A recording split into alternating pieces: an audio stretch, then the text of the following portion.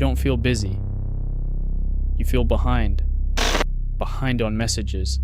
Behind on work. Behind on life. No matter how much you do, it never feels like enough. But what if you're not behind at all? What if the pace was engineered to outrun you? Time didn't suddenly start moving faster. Your environment started compressing it. Modern life doesn't flow. It fragments. Every notification slices your attention. Every headline pulls you sideways. Every scroll resets your focus. Not dramatically, subtly. You don't lose hours at once. You lose minutes, over and over again, until the day feels unfinished before it even begins. And your brain never finishes a thought long enough to feel complete. That's the part nobody explains. We don't just live in a fast world. We live in a world that interrupts itself.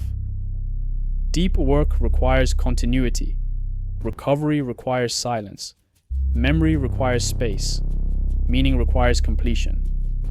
But modern systems remove space. They replace waiting with content. They replace boredom with stimulation. They replace stillness with novelty. And when there is no stillness, time begins to distort. You start a task. A notification interrupts. You return. Another pulls you away. Your attention never lands. Your brain switches modes. Not focus, not rest. Something in between. A low-level alert state. Always slightly on edge. Never fully engaged. Never fully relaxed.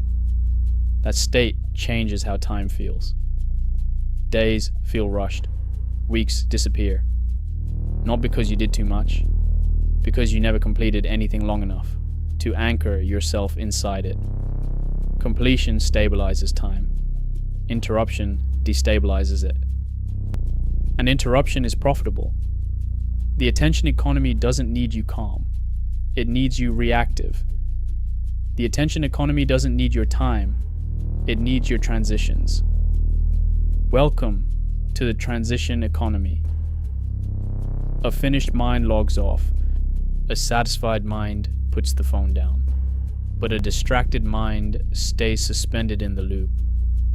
So the system optimizes for restlessness. Endless scroll, infinite feeds, content that never truly ends.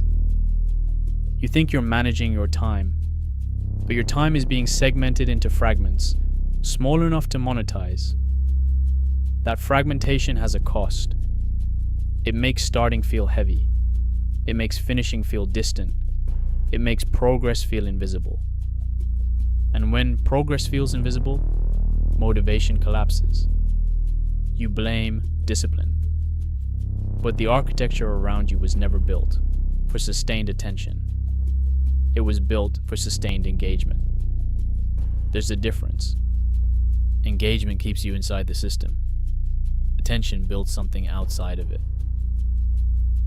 The system profits from your reaction, from your hesitation, from your fear of falling behind.